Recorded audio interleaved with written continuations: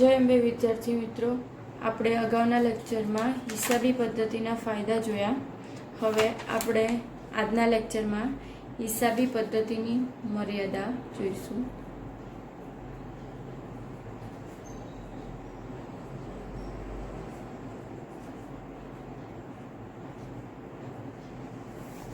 હિસાબી પદ્ધતિની મર્યાદા. તો હિસાબી પદ્ધતિની મર્યાદામાં પહેલી મર્યાદા છે બિન નાણાકીય વ્યવહારો.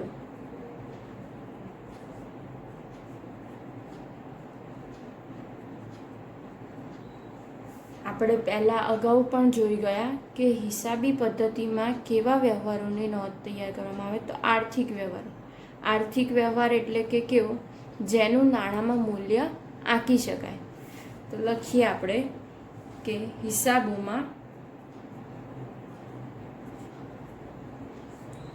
એવા વ્યવહારો નોંધવામાં આવે છે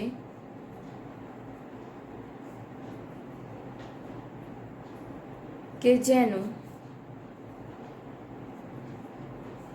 નાણાંમાં મૂલ્ય આંકી શકાય.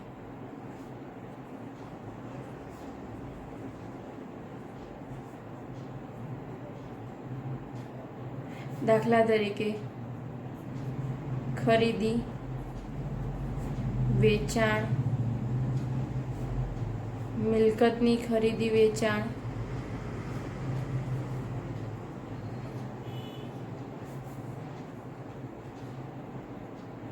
વગેરે. પણ બિન નાણાકીય વ્યવહાર એટલે કે ધંધામાં કામ કરતા કર્મચારીઓની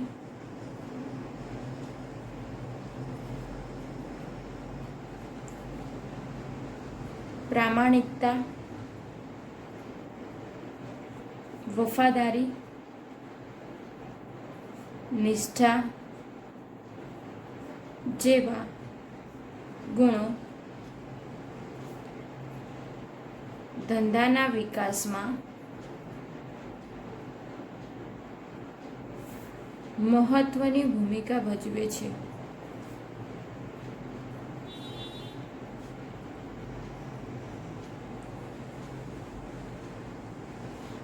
આ વિગતો ધંધાના હિસાબોમાં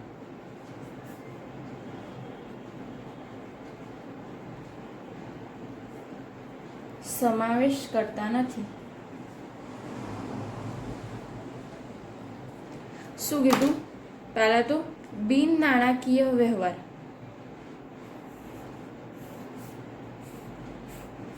હવે બિન નાણાકીય વ્યવહારમાં પહેલા તમને નાણાકીય વ્યવહાર વિશે કીધું કે કોઈ પણ આપણે હિસાબી પદ્ધતિ હોય તો એ હિસાબી પદ્ધતિમાં આપણે કઈ માહિતી રજૂ કરીએ છીએ, તો જેનું નાણાંમાં મૂલ્ય આંકી શકાય એટલે કે આર્થિક વ્યવહારો. તો કીધું ખરીદી, વેચાણ, મિલકત ખરીદી વેચાણ વગેરેનું. પણ હવે આગળ શું આર્થિક વ્યવહારો જ કામ આવશે? આર્થિક વ્યવહારો તો કામ આવશે જ. આગળ શું કીધું કે કર્મચારીઓ હોય તો કર્મચારી પોતાની પ્રામાણિકતા, વફાદારી, નિષ્ઠા એ બધા જ મહત્વનો ભાગ ભજવે છે ધંધામાં. શું પણ તેનો ઉપયોગ આપણે ધંધાની હિસાબી પદ્ધતિમાં રજૂ કરીશું કે આ એ વ્યક્તિ છે તો એ વ્યક્તિની વફાદારી આટલી હતી, પ્રામાણિકતા આટલી હતી, ત્યારે ધંધાનો આટલો બધો નફો થયો? ના. આપણે એ શું ધંધાની વફાદારી એટલે કે કર્મચારીની વફાદારી, પ્રામાણિકતા એ બધું જ આપણે ધંધામાં એટલે કે ધંધામાં દર્શાવી શકતા નથી. એ કયા વ્યવહાર થયા? તો બિન નાણાકીય વ્યવહાર. એટલે તમને કીધું કે હિસાબી પદ્ધતિના મર્યાદામાં પહેલો જ મુદ્દો આપ્યો કે બિન નાણાકીય વ્યવહારનો આપણે સમાવેશ કરતા નથી. બિન નાણાકીય વ્યવહારની ભૂમિકા મહત્વની હોય છે, પણ આપણે એને હિસાબી પદ્ધતિમાં દર્શાવી શકતા નથી. શું દર્શાવીએ છીએ? ખાલી નાણાકીય વ્યવહાર એટલે કે જેનું નાણાંમાં મૂલ્ય આંકી શકાય. એટલે તમારે બિન નાણાકીય વ્યવહારમાં બે વસ્તુ કહેવાની કે હિસાબી પદ્ધતિમાં આપણે શેનું રજૂઆત કરીએ? તો નાણાકીય વ્યવહાર, જેનું નાણાંમાં મૂલ્ય આંકી શકાય. પછી આગળ કીધું કે ધંધાના કર્મચારીઓની પ્રામાણિકતા, વફાદારી, નિષ્ઠા એ બધો જ મહત્વનો ભાગ ભજવે, પણ તેનું આ બધી જ વિગતોનો આપણે સમાવેશ કરી શકતા નથી. આગળ આવે છે બીજી મર્યાદા,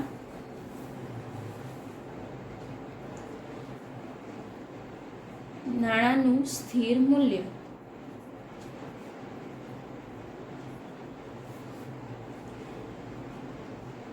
હિસાબી પદ્ધતિની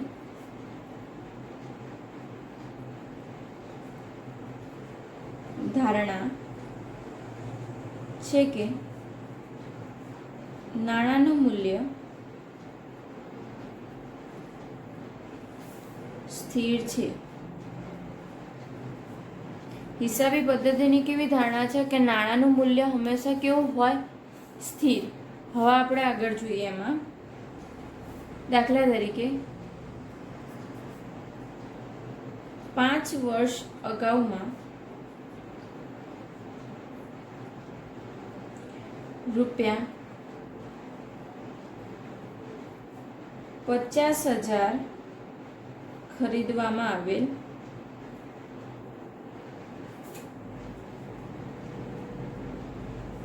મિલકતની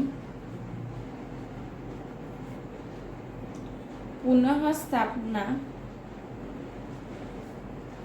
કરવી હોય તો ફુગાવાના કારણે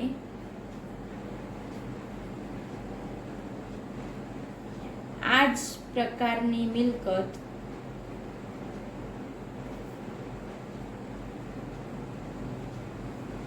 રૂપિયા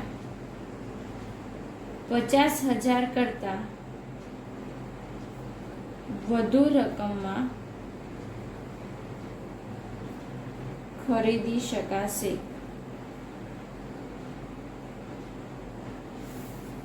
જે વ્યવહારમાં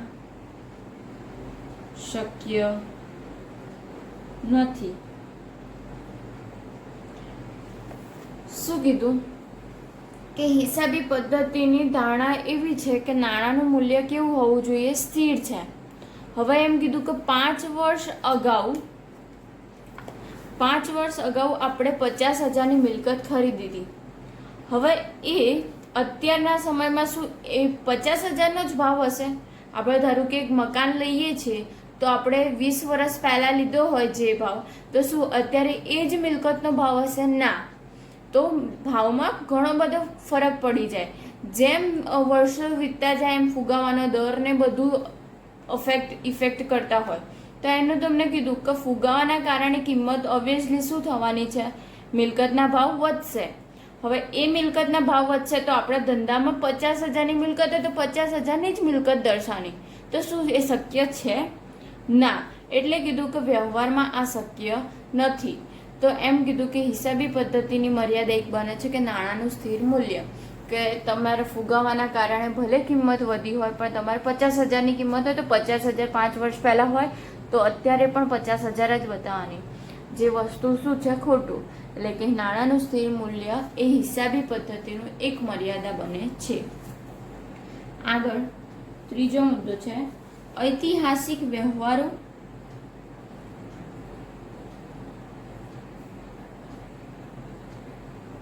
અને બનાવો. વ્યવહારો અને બનાવો કેવા? બંને અલગ અલગ. મેં તમને સમજાવ્યું હતું કે વ્યવહારો એટલે કે ધંધાનું કૃત્ય. ધંધામાં આપણે જે પણ કાર્ય કરીએ તો એને શું કહેવાય? વ્યવહાર. અને બનાવ એટલે શું? તો વ્યવહારમાંથી ઉદ્ભવેલ પરિસ્થિતિ અથવા પરિણામ. વ્યવહાર એટલે કે આપણે ધંધામાં કોઈ પણ ખરીદી વેચાણ કરીએ છીએ તો એને વ્યવહાર કહેવાય. અને એ ખરીદી વેચાણના આધારે આપણને જે નફો કે નુકસાન ઉદ્ભવે છે એને શું કહેવાય? બનાવ. હવે આ ઐતિહાસિક વ્યવહારો અને બનાવો તો લખીએ આપણે. હિસાબી પદ્ધતિમાં જે વ્યવહારો બનાવો બની ગયેલા હોય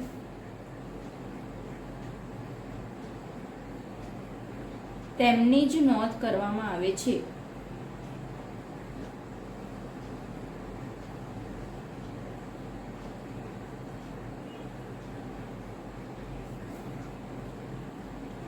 તેમાં થયેલી ભૂલોને સુધારી શકતા નથી, પણ આ વિગતોનો ઉપયોગ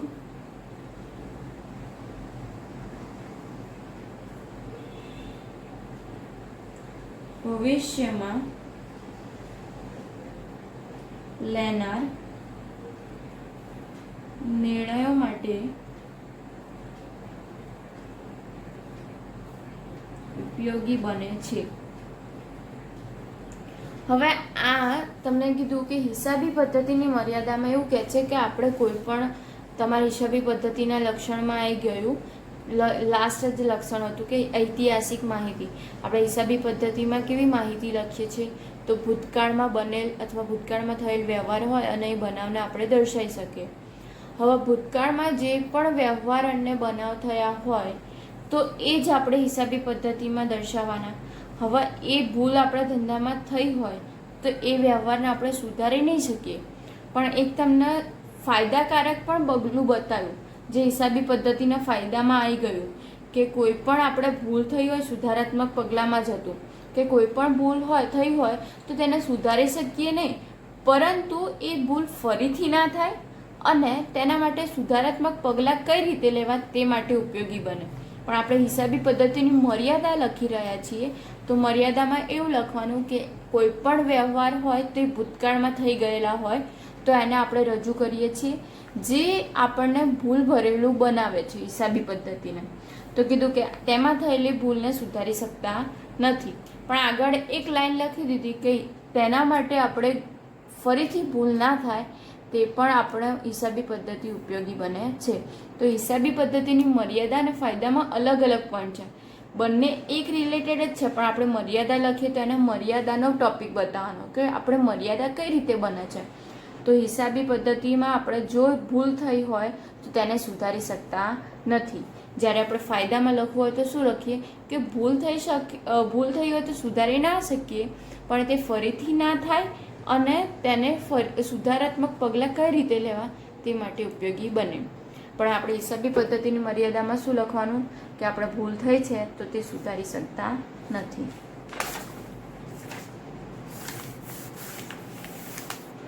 આગળ આવે છે બજાર કિંમતની અવગણના.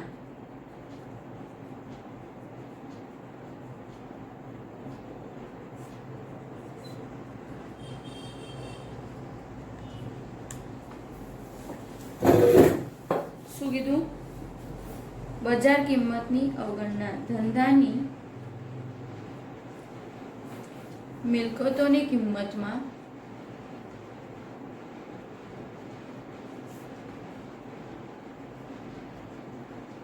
અવારનવાર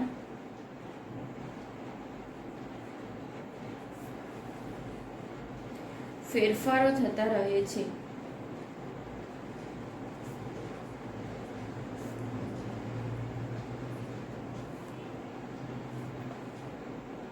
તેમની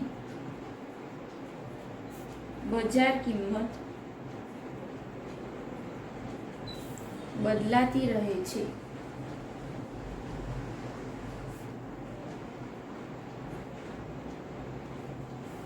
હિસાબી પદ્ધતિમાં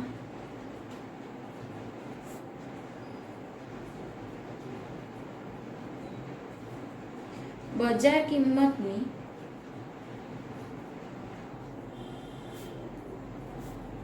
અવગણના કરીને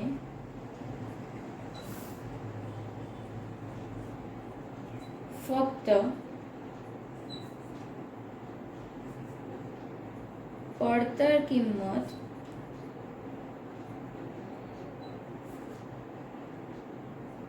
નોંધો જ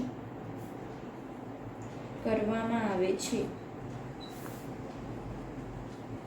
શું કીધું કે બજાર કિંમતની અવગણના એટલે કે હિસાબી પદ્ધતિમાં જે પણ આપણે વ્યવહારો કરીશું અથવા વ્યવહાર નોંધાવીશું તો તે કઈ કિંમતે આપણે નોંધીએ છીએ તો પડતર કિંમતે. પણ બજાર કિંમત શું થતી હોય વારંવાર બદલાતી હોય તેનો આપણે ઉપયોગ કરતા નથી. ધંધાની મિલકતો હોય તો શું મિલકતોની કિંમત સરખી જ રહેશે? ના, વારે ઘડીએ ચેન્જ થતી જ રહેશે પ્રાઇસ. હવે એ આપણે દર્શાયા કરતા ધંધામાં આપણે શું કરીએ છીએ, પડતર કિંમત જ નોંધ કરીએ છીએ. આગળ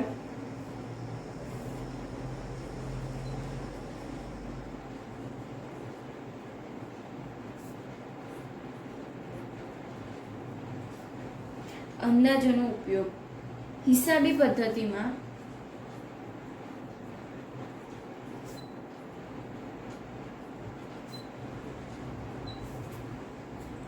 શકમંદ લેણા અનામત, શકમંદ લેણા અનામત, એને આપણે કહી શકીએ ગાલખાદ અનામત.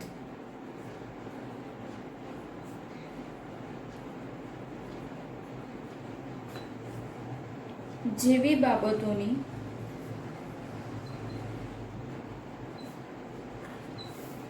અંદાજિત ગણતરી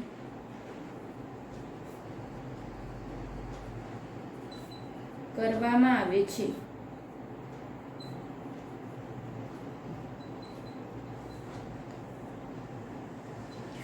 જો અંદાજોમાં ભૂલ હોય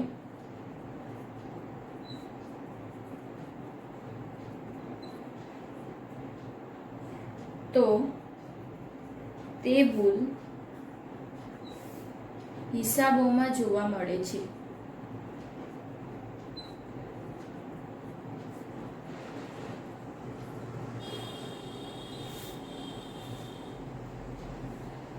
શું કીધું? અંદાજોનો ઉપયોગ એટલે કે તમને અહીંયા કીધું કે હિસાબી પદ્ધતિમાં શકમન લેણા અનામત. હવે તમને ક્વેશ્ચન એ આવે કે શકમન લેણા અનામત છે શું? તો શકમન લેણા અનામતનું બીજું નામ છે ગાલખાદ અનામત. બિમલ સરે તમને પારિભાષિક શબ્દમાં શીખવાડ્યું હશે, ગાલખાદ, ગાલખાદ પરત જેવા પારિભાષિક શબ્દ સમજાય. ગાલખાદ એટલે શું? તો દેવાદાર પાસેનું લેણું જ્યારે પૂરેપૂરું કે અંશતઃ જતું કરવું પડે તો તે જતી કરેલ રકમને શું કહેવાય? આપણે ગાલખાદ. એટલે કે કોઈ પણ દેવાદાર વ્યક્તિ હોય એના પાસેથી આપણે પૈસા લેવાના હોય તો તે વ્યક્તિ આપણને પૈસા આપતો ન હોય તો એ રકમ આપણે શું કરીએ છીએ? જતી કરીએ. તો એ જતી કરેલ રકમ શું ગણાય? ગાલખાદ. હવે એ ગાલખાદ આપણને ધંધામાં થશે તો આપણે ધંધામાં શું થશે? નુકસાન. હવે એ નુકસાન, એવા તો ધંધામાં કેટલાય નુકસાન થતા રહેશે, તો ધંધામાં આપણે શું બતાવે? નુકસાન નુકસાન જ. તો એના માટે પ્રોપર નિયમો અને સિદ્ધાંતોના આધારે શું કરીએ છીએ? આપણે અંદાજો કરીએ છીએ. અંદાજો એટલે શું? હવે ગાલખાદ આપણે અંદાજ કાઢ્યો, હિસાબો આપણે જોયા તો આપણે અંદાજ કાઢ્યો કે ધંધામાં આટલી આટલી આપણને ગાલખાદ પડે એવી શક્યતા છે. હવે એ શક્યતાના આધારે આપણે શું કરીશું કે ધારો કે કોઈ આપણા ધંધામાં ગાલખાદ પડવાની છે સપોઝ 1 લાખની, તો 1 લાખ આપણે શું કરીશું? અમુક નિયમો, ચોક્કસ નિયમો અને સિદ્ધાંતોના આધારે અમુક રકમ આપણે શું કરીશું? સાઈડમાં રકમ મૂકી દઈશું. અનામત શું? એટલે કે કોઈ પણ ધંધાનું નુકસાન થવાનું હોય, ધારો કે મેં તમને ઉદાહરણ આપ્યું ગાલખાદનું, તો એ ગાલખાદ 1 લાખ થવાની છે તો એના રિલેટેડ આપણને અંદાજ કાઢી લીધો કે 1 લાખ થશે ભવિષ્યમાં, અંદાજ કાઢ્યો. તો 1 લાખ થાય તો એના માટે આપણે રકમ સાઈડમાં મૂકી દઈએ છીએ કે જો ગાલખાદ થઈ તો તે રકમનો ઉપયોગ શેમાંથી કરીશું? આપણે રકમ સાઈડમાં કરી હશે એમાંથી આપણે કરીશું. તો એને રકમ સાઈડમાં કરી અને આપણે અનામત કહીએ છીએ. શેના માટે કરી? તો ગાલખાદ માટે. તો નામ શું થયું? ગાલખાદ અનામત. તો એ ગમે ત્યારે ગાલખાદ આપણને પડે તો એ અનામતનો આપણે ઉપયોગ લઈ શકીએ. હવે શું આપણે અંદાજ મેળવ્યો એ સાચો જ હશે? ના. તો ધંધામાં આપણે અનામત કેટલી રાખી? 1 લાખની, પણ ભવિષ્યમાં ગાલખાદ પડી 1.5 લાખ, એટલે કે 1,50,000ની, તો 50,000નું પાછું નુકસાન થશે. તો એ હિસાબે ભૂલ આપણને અનામતમાં જો ભૂલ કરી, અંદાજ મેળવવામાં ભૂલ થઈ તો હિસાબી પદ્ધતિમાં પણ ભૂલ થાય છે. પણ એવું ભાગ્યે જ બને. કેમ? તો આપણે એવું પણ લખીએ કે હિસાબોમાં આપણે અંદાજો જે પણ મેળવ્યા એ ચોક્કસ નિયમો અને સિદ્ધાંતોના આધારે હોય. તો લખીએ, આ પ્રકારના અંદાજ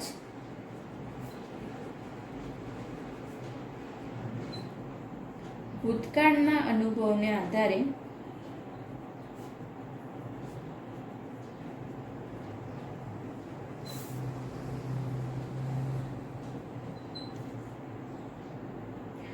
તાર્કિક કરીએ છીએ.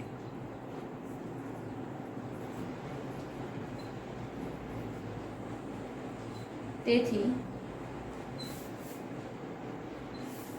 ભૂલોનો અવકાશ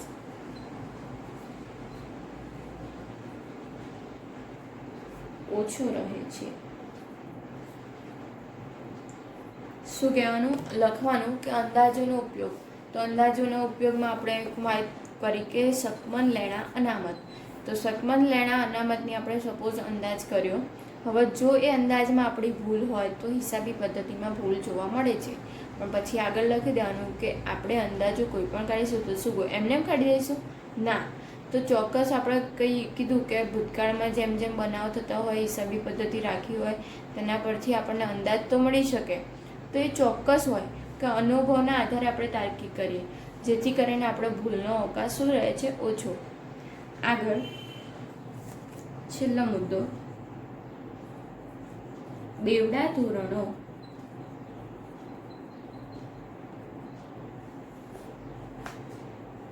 હિસાબોના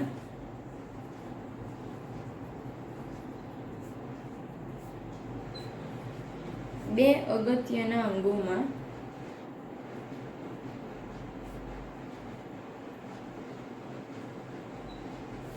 નફા નુકસાન ખાતું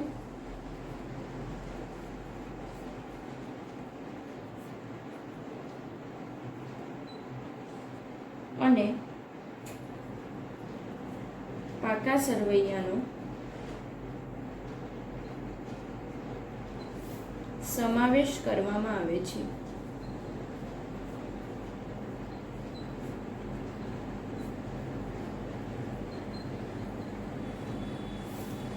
નફા નુકસાન ખાતું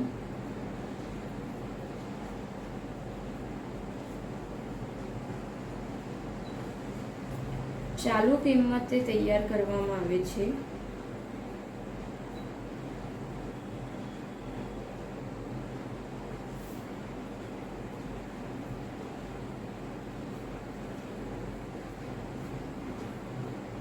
જ્યારે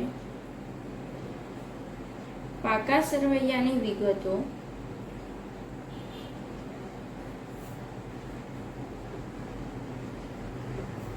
જૂની કિંમતે એટલે કે ઐતિહાસિક કિંમતે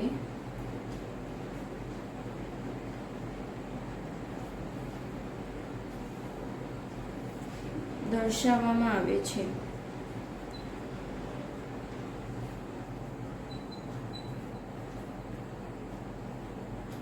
આ પ્રકારની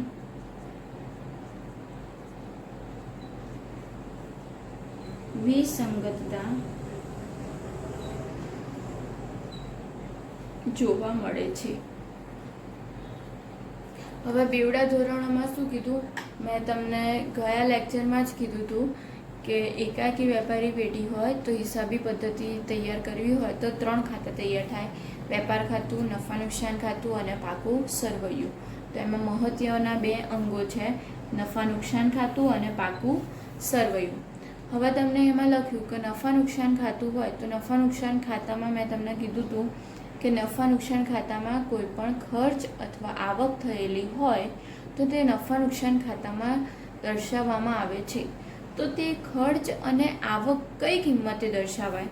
તો લખ્યું કે નફા નુકસાન ખાતામાં ચાલુ કિંમતે તૈયાર કરવામાં આવે, અને જ્યારે પાકા સરવૈયામાં જૂની કિંમત. પાકા સરવૈયામાં કોઈ પણ મૂડી, અનામત, મિલકતો, દેવા તે બધા જ સમાવેશ થશે પાકા સરવૈયામાં. તો એ કઈ કિંમતે તૈયાર કરીએ? જૂની કિંમતે. તો આ પ્રકારની વિસંગતતા જોવા મળે છે. તમને ક્વેશ્ચન 1 માર્કમાં પૂછાય છે કે નફા નુકસાન ખાતું કઈ કિંમતે તૈયાર કરવામાં આવે છે અને પાકું સરવૈયું કઈ કિંમતે તૈયાર કરવામાં આવે છે. તો નફા નુકસાન ખાતું ચાલુ કિંમતે દર્શાવવામાં આવે અથવા તૈયાર કરવામાં આવે, જ્યારે પાકું સરવૈયું જૂની કિંમતે તૈયાર કરવામાં આવે છે. આટલી આપણી મર્યાદા હતી. પહેલી મર્યાદા કઈ હતી કે બિન નાણાકીય વ્યવહાર. બિન નાણાકીય વ્યવહારમાં શું લખવાનું કે હિસાબોમાં આપણે નાણાકીય વ્યવહારનો નોંધ કરીએ છીએ. એમાં ઉદાહરણ આપવાનું કે ખરીદી વેચાણ, મિલકતની ખરીદી વેચાણ. પણ ધંધામાં બિન નાણાકીય વ્યવહારનો સમાવેશ કરતા નથી હિસાબી પદ્ધતિમાં. એનો ભાગ મહત્વનો હોય પણ આપણે હિસાબી પદ્ધતિમાં દર્શાવી શકતા નથી. તો બિન નાણાકીય વ્યવહારમાં આપણે કયા કયા દર્શાવવાનું? તો ધંધા કર્મચારીઓની પ્રામાણિકતા, વફાદારી, નિષ્ઠા, એ બધા જ બિન નાણાકીય વ્યવહાર છે. એ બિન નાણાકીય વ્યવહારો હિસાબી પદ્ધતિમાં આપણે દર્શાવી શકતા નથી. આગળ કીધું નાણાંનું સ્થિર મૂલ્ય. તો હિસાબી પદ્ધતિની ધારણા એવી છે કે નાણાંનું મૂલ્ય કેવું છે? સ્થિર. તો ઉદાહરણ આપવાનું કે 5 વર્ષ પહેલાં આપણે 50,000ની મિલકત ખરીદી હતી, એ અત્યારના સમયમાં 50,000 જેટલી જ છે એવી ગણવી. તો શું સાચું છે? ના. ભાવ જેમ જેમ વધતા જાય તેમ કિંમતોનો પણ ભાવ વધતો જ જાય, પરંતુ 50,000ની કિંમત 50,000માં જ દર્શાવાય છે, જે આપણી મર્યાદા બને છે. આગળ કીધું ઐતિહાસિક વ્યવહારો અને બનાવ. તો તમારે આગળ આવી ગયું કે હિસાબી પદ્ધતિમાં આપણે કોઈ પણ વ્યવહાર હોય અથવા બનાવ હોય તે ભૂતકાળમાં થઈ ગયેલા હોય તે દર્શાવીએ છીએ. તો એમાં લખ્યું કે જો એ વ્યવહારમાં ભૂલ થઈ હોય તો તેને સુધારી શકતા નથી. તે આપણી શું બને છે? મર્યાદા. કે કોઈ પણ વ્યવહારમાં જો આપણે ભૂલ થઈ હોય તો એ વ્યવહાર આપણે ભૂલ સુધારી શકતા નથી. પણ ફાયદામાં એક પોઈન્ટ હતો કે સુધારાત્મક પગલાં, કે જે ભૂલ આપણે દર્શાવીએ છીએ તે સુધારી શકતા નથી, પરંતુ ફરીથી રિપીટ ના થાય અને તેને કેવી રીતે સુધારવી તે માટે પગલાં લઈ શકીએ છીએ. એ આપણો ફાયદો મળશે. જ્યારે મર્યાદામાં શું કે આપણે ભૂલ સુધારી શકતા નથી. આગળ બજાર કિંમતની અવગણના. તો તમારે લખવાનું કે ધંધામાં કોઈ પણ નોંધ હોય અથવા વ્યવહાર હોય તેને પડતર કિંમતે દર્શાવીએ છીએ, પરંતુ બજાર કિંમતો એટલે કે વ્યવહારમાં ઘણા બધા અવરજવર ભાવમાં થતી હોય છે.